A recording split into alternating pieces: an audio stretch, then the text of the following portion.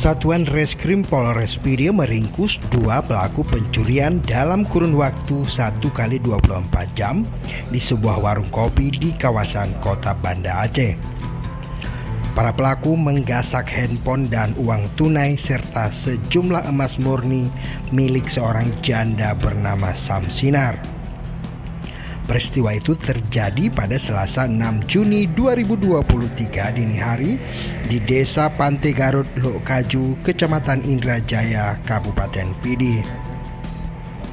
Pelaku beraksi di saat korban dan anaknya dalam keadaan tertidur lelap di kamar. Kapolres Pidi AKBP Imam Asfali dalam keterangan pers mengatakan pengungkapan kasus pencurian tersebut berdasarkan laporan korban Samsinar. Kemudian petugas langsung bergerak cepat setelah mendapatkan laporan dan mengejar pelaku hingga ke Banda Aceh.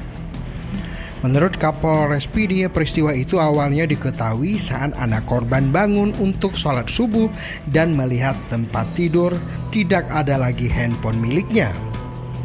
Setelah mengetahui handphone anaknya hilang, kemudian korban mulai melihat isi lemari yang diobrak-abrik maling. Uang serta emas murni milik korban raib dibawa kabur pelaku.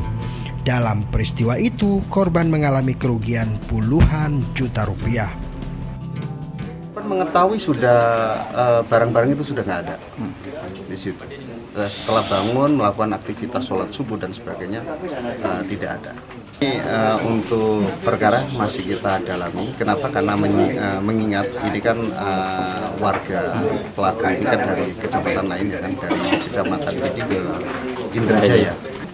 Ada jaringan lain, keterlibatan orang lain dan sebagainya, ini masih kami dalami. Kedua tersangka berinisial AF 24 tahun dan JD 28 tahun merupakan warga desa Kruongdo, Kecamatan Pidi yang bekerja sebagai buruh harian lepas. Kedua tersangka kini telah diamankan di Mapolres Pidi untuk pemeriksaan lebih lanjut. Mereka dijerat dengan pasal 363 KUHP tentang pencurian dengan ancaman di atas 5 tahun penjara. Tim Liputan Aceh Video.